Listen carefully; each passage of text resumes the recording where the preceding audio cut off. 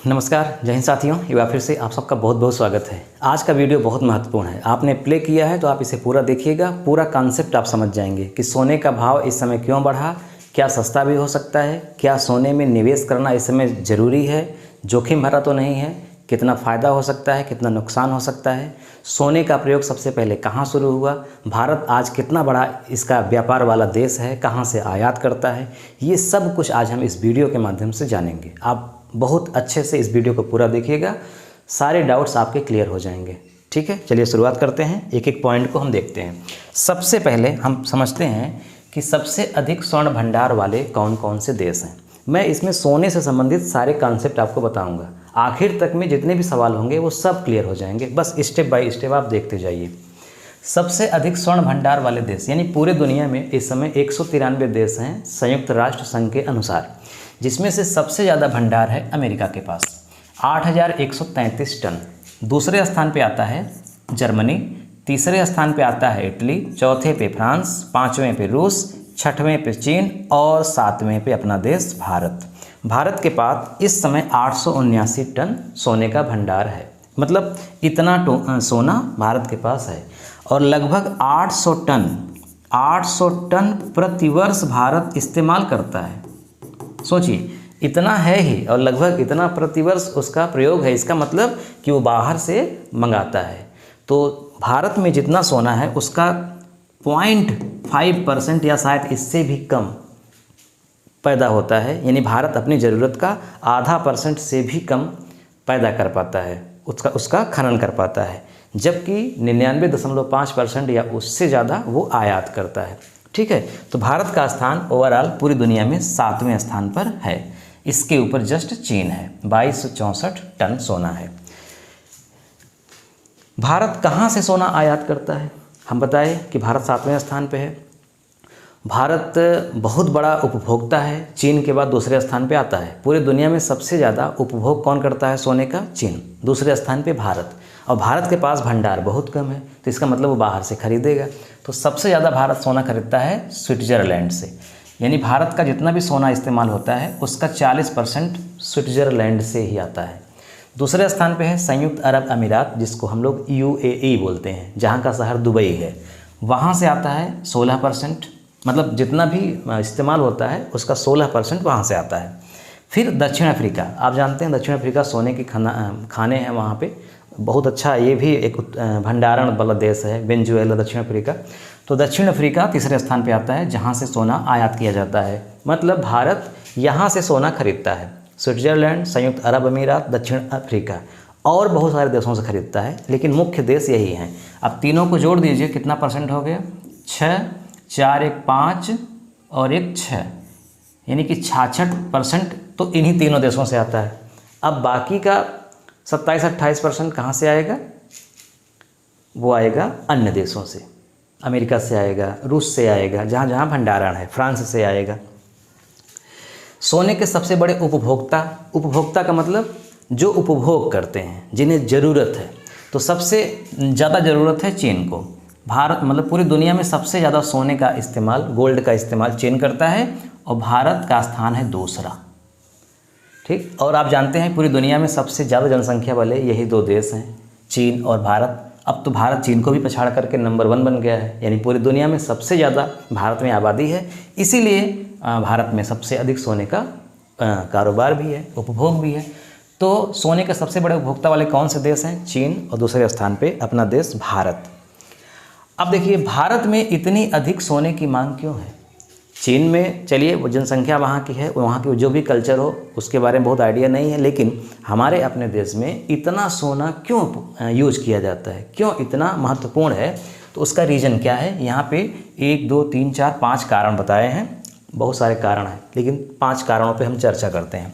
पहला है सांस्कृतिक कारण, धार्मिक कारण, सामाजिक कारण, आर्थिक कारण और संकटकालीन पूंजी। एक एक को समझिए। सांस्कृतिक कारण, प्राचीन काल से ही हमारे यहाँ पर्व रहे हैं, त्यौहार रहे हैं, है ना, और उसमें सोने को खरीदना एक शुभ माना जाता है, समृद्धि का प्रतीक है, शुभ। जैसे लक्ष्मी की एक इसको प्रतिबिंब के रूप में देखा जाता है, प्रतीक के रूप में, कि मतलब सोना खरीदना शुभ माना जाता है। तो हमारे यहाँ सारी दुनिया में सबसे अधिक त्यौहार है, फेस्टिवल है।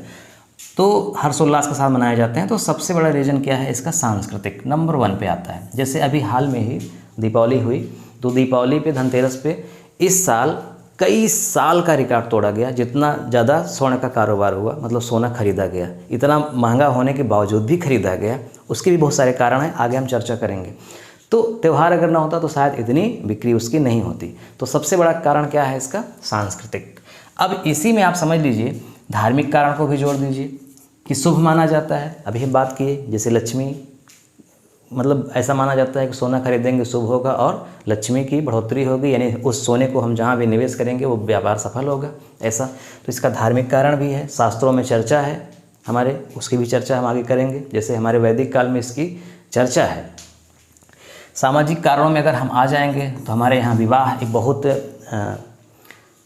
अच्छी प्रथा मानी गई है ना। विवाह प्रथा अन्य जगहों की अपेक्षा यहाँ बहुत पवित्र माना गया है विवाह संस्कार को। और विवाह के शुभ अवसर पर सोने को खरीदा जाता है, गिफ्ट किया जाता है, दहेज के रूप में दिया जाता है, बेटियों को पहनाया जाता है ना।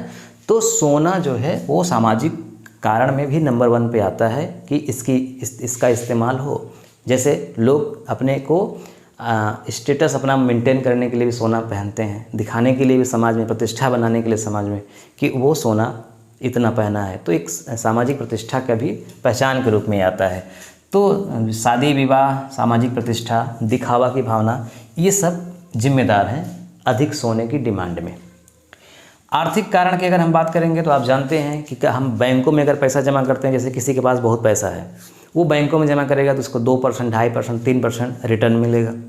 कहीं प्राइवेट कंपनी में लगाएगा तो उसको जोखिम है कि कंपनी भाग न जाए, है ना। शेयर बाज़ार में लगाएगा, डूब न जाए, बहुत सारी चिंताएं हैं। और उतनी जागरूकता नहीं है लोगों में, उतनी जानकारी नहीं है, पढ़े लिखे कम है, इसलिए वो क्या करते हैं, सोना खरीद लेते हैं, क्योंकि उन्हें पता है कि इसका कारोबार डाउन कभी नहीं होगा, थोड़ा नीचे ऊपर होगा लेकिन नुकसान तो नहीं ही होगा। इसलिए वो क्या करते हैं, उसको भी जो अपना पैसा है वो गोल्ड में निवेश करते हैं। और आजकल तो बैंकों में भी जमा किया जाता है, उस पर लोन भी मिलता है। तो कई कारणों से मैंने इसका आर्थिक महत्व भी है। इसके अलावा संकटकालीन पूंजी माना जाता है कि अगर हम खरीद कर रखे हैं, कोई विपत्ति आएगी, कोई समस्या होगी तो हम उसे आसानी से बेच करके उसका इस्तेमाल कर सकते हैं। जबकि अन्य जगह लगाए रहेंगे तो हो सकता है हमें समय पे न मिल पाए, तो संकटकालीन पूंजी भी माना जाता है। तो इसके इतने कारण हैं। इसके अलावा और बहुत सारे कारण हो सकते हैं। पूरी दुनिया में सबसे ज़्यादा इस्तेमाल होने के भारत में सोने का भंडार बहुत कम है, यानी यहाँ उत्पादन बहुत कम होता है और बाहर से मंगाया जाता है। इसका मतलब भारत की बहुत सारी पूंजी विदेश में जाती है सोना के खरीदने में। भारत में सोने के कारोबार में भी लोग लगे हैं, तो कारोबार भी बहुत ज़बरदस्त है। यहाँ पे कारीगर हैं, ज्वेलर्स हैं, सोनार हैं जिन्हें बोलते हैं हम लोग, जो गांव-गांव में जा कर के रिटेल बिक्री करते हैं, तो वो लाखों की संख्या में, उनको रोज़गार मिला है। उनसे ऊपर जाएंगे तो वहाँ पे एक सेंटर होता है, वहाँ पे कारीगर होते हैं जो आभूषण बनाते हैं, उनको रोज़गार मिला हुआ है।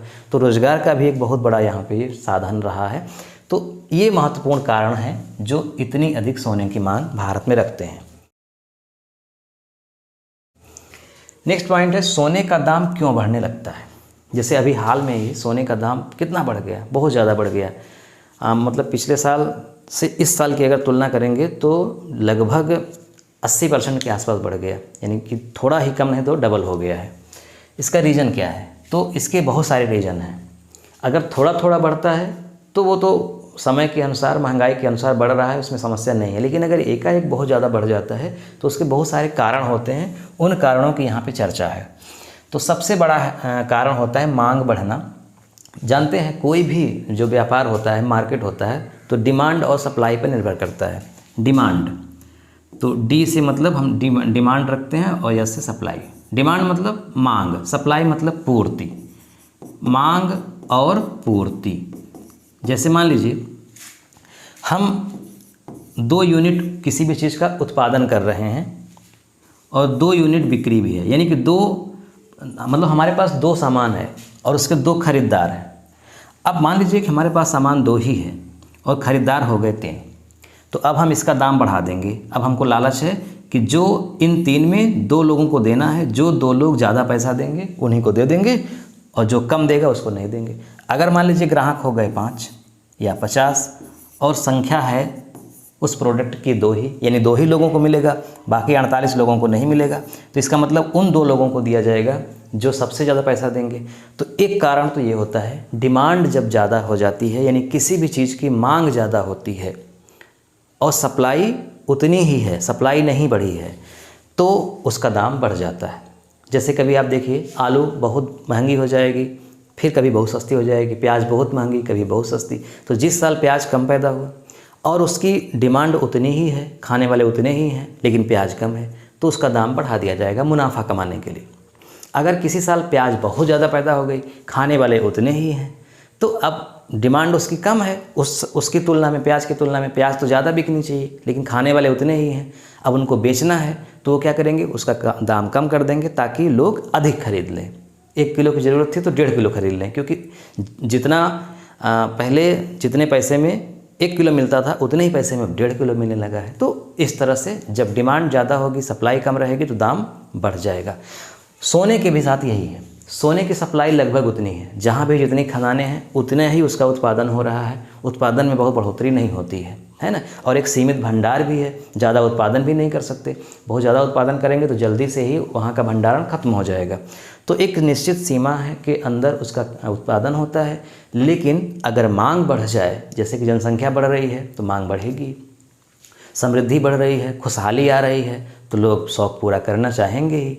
इसके अलावा बिजली के उपकरणों में सिल्वर का प्रयोग होता है, तो सिल्वर आप देखिए वहाँ बहुत महंगा हो गया है। हालांकि सोने का बहुत उपकरणों में प्रयोग नहीं होता है, तो सोने में और सिल्वर में यानी चांदी में थोड़ा सा फ़र्क है। चांदी की चर्चा हम आगे करेंगे। तो मांग बढ़ना एक प्रमुख कारण है। जैसे अभी हाल में ही सोना महंगा हुआ, तो अब लोगों को चिंता होने लगी कि मतलब दिन पे दिन महंगा हो रहा है, जल्दी से जल्दी खरीद लीजिए। जो ज्वेलर्स थे वो भी कह रहे थे जल्दी खरीद लीजिए, नहीं तो बहुत महंगा हो जाएगा। तो अब जो नहीं भी तत्काल में खरीदने वाला था, उसको एक डर बन गई कि नहीं खरीदेंगे, नहीं तो बहुत महंगा हो जाएगा, हम फिर खरीद नहीं पाएंगे। तो इस तरह से लोग जो है एकाएक खरीदने के लिए आ गए। एक तो महंगा है, ऊपर से खरीदने के लिए आ गए, और सप्लाई उतनी ही है, अब उसने दाम बढ़ा दिया।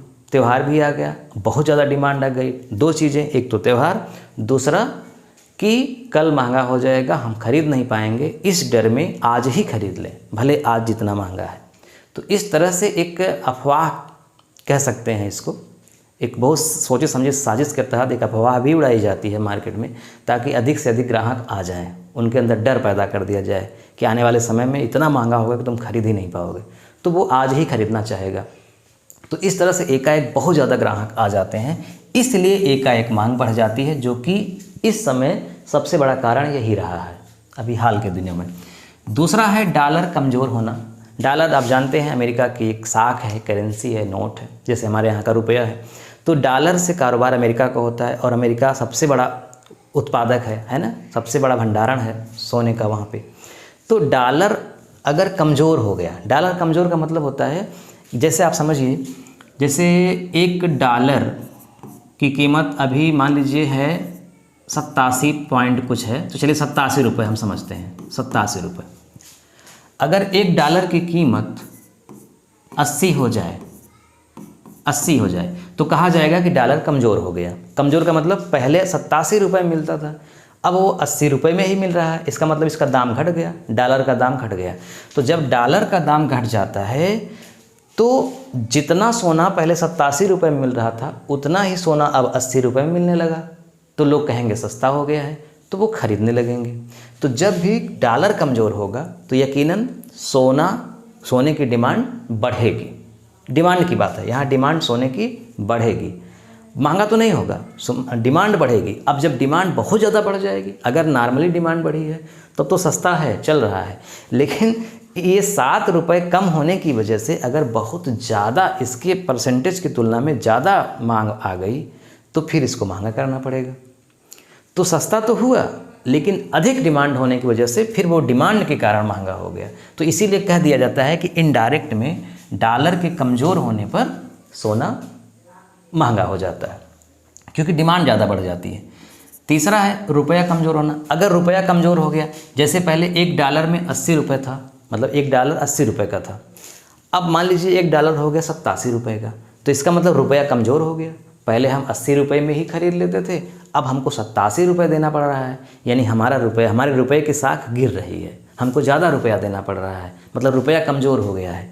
तो ऐसे में क्या होगा, जो सोना पहले हमको 80 रुपये में मिलता था अब वो 87 रुपये में मिलेगा, तो महंगा हो गया ना, क्योंकि हमारा रुपया कमज़ोर हो रहा है, इसलिए हमको ज़्यादा देना पड़ेगा उतने ही सोने के लिए।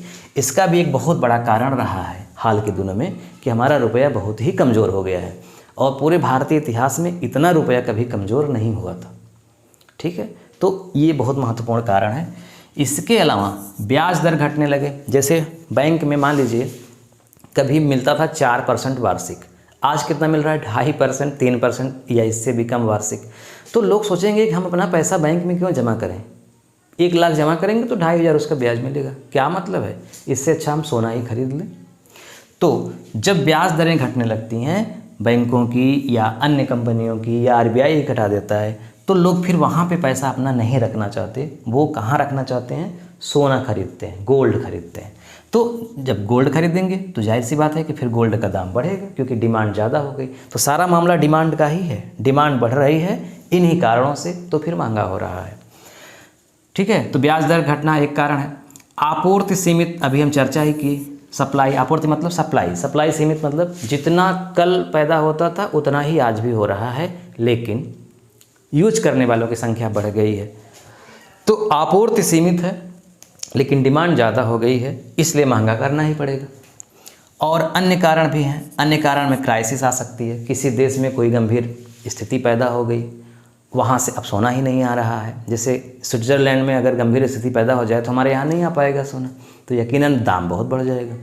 संयुक्त अरब अमीरात से नहीं आ पाए किन्हीं कारणों से, दक्षिण अफ्रीका से नहीं आए किन्हीं कारणों से, तो फिर कहने का मतलब जब उसकी आपूर्ति कम हो रही है तो हमें क्या करना होगा, दाम बढ़ाना ही होगा, नहीं तो लोग खरीद लेंगे, जल्दी से ख़त्म हो जाएगा उसका स्टॉक।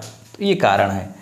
तो वित्तीय संकट, मुद्रास्फीति की समस्या। मुद्रास्फीति का मतलब होता है महंगाई का बढ़ना। जैसे आज दाल 100 रुपये किलो है, कल हो जाए 150 रुपये किलो, तो इसको बोला जाएगा मुद्रास्फीति आ गई, मतलब महंगाई आ गई।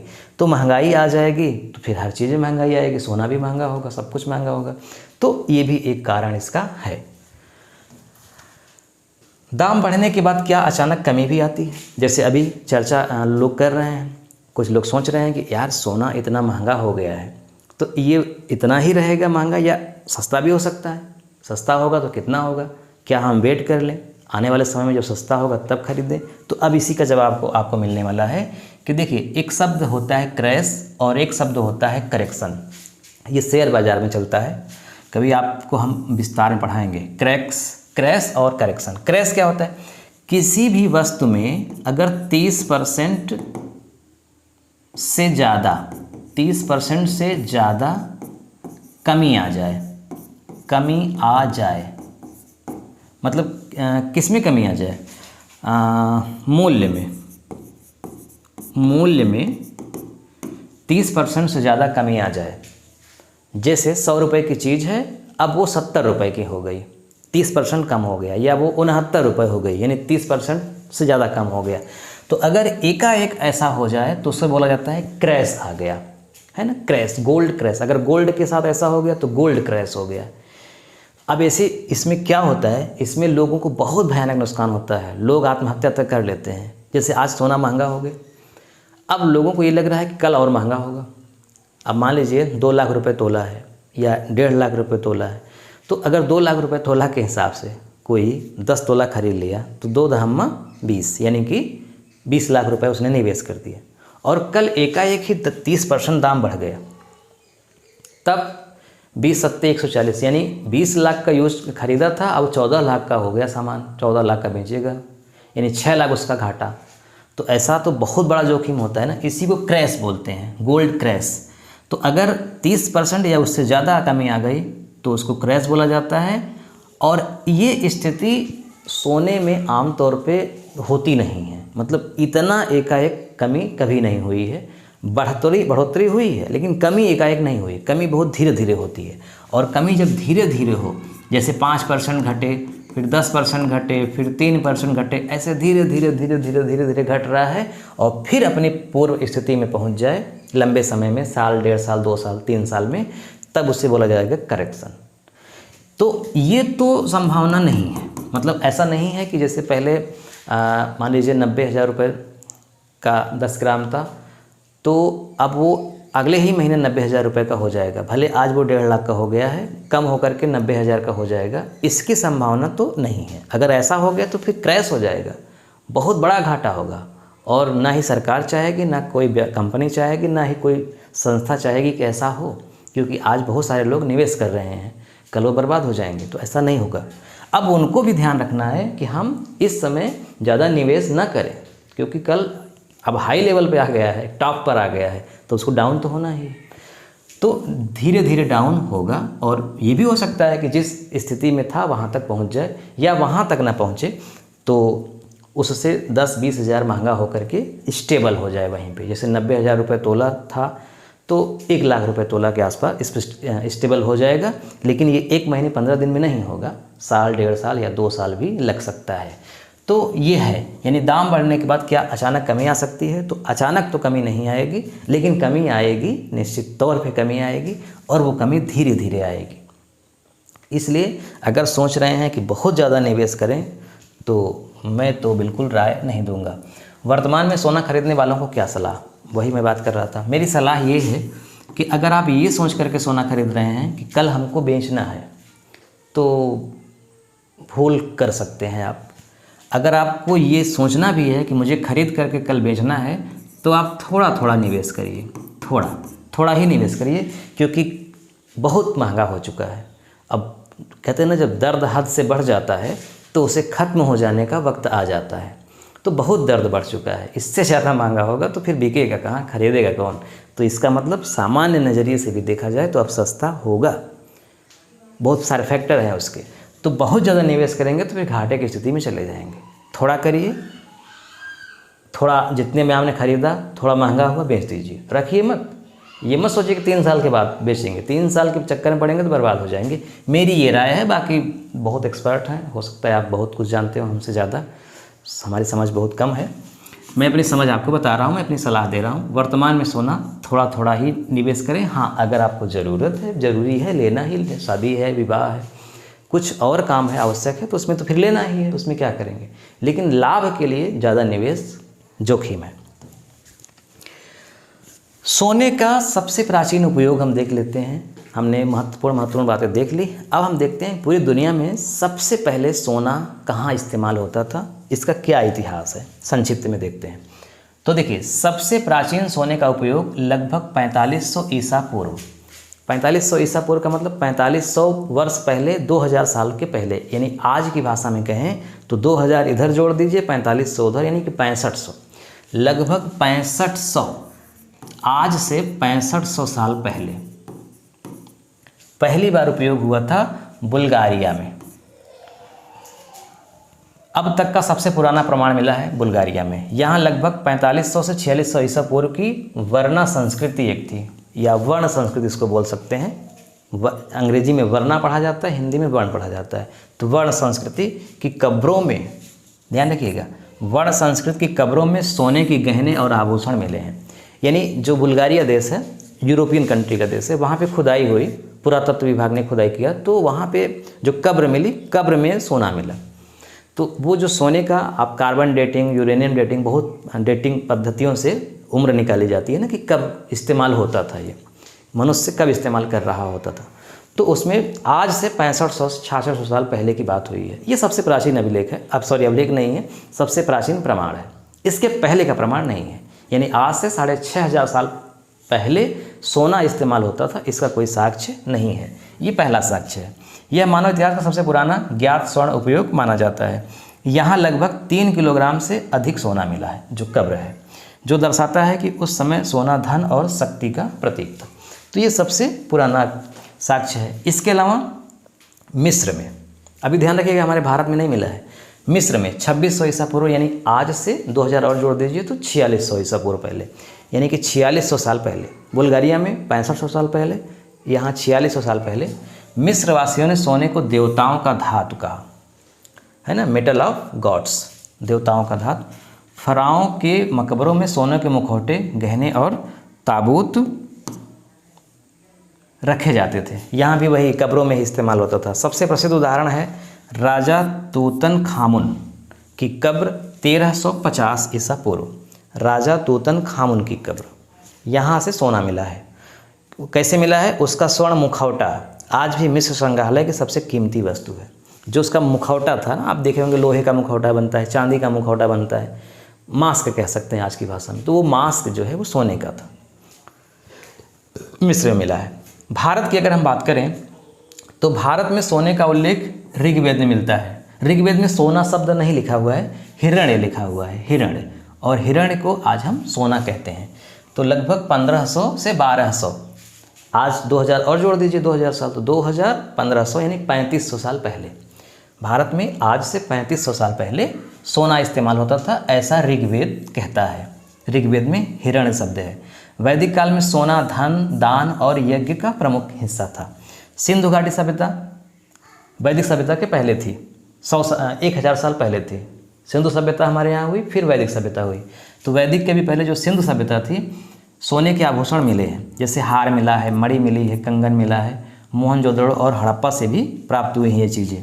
इसलिए भारत में सोने का उपयोग लगभग 4500 वर्ष से अधिक पुराना है भारत में। और अच्छा, मिस्र का तो हम देख ही लिए, ठीक है। तो इस तरह से सबसे प्राचीन साक्ष्य है बुल्गारिया का, और भारत का आज से सिंधु घाटी सभ्यता कह सकते हैं, 4500 साल पहले, 2500 ईसा पूर्व पहले। तो वीडियो कैसा लगा कमेंट करके आप जरूर बताइएगा। जो भी फैक्ट था सोने से संबंधित, मैंने पूरी कोशिश किया कि आपको बताऊं। फिर भी अगर कुछ छूट गया है, कुछ आपके अंदर जिज्ञासा है, तो आप कमेंट में लिख कर पूछ सकते हैं, मैं बताऊंगा। और अगर आप इससे रिलेटेड कुछ और चाहते हैं जानना, तो आप बिल्कुल कमेंट करिएगा। मैं अगले वीडियो में सारी बात बता दूंगा, क्लियर कर दूंगा।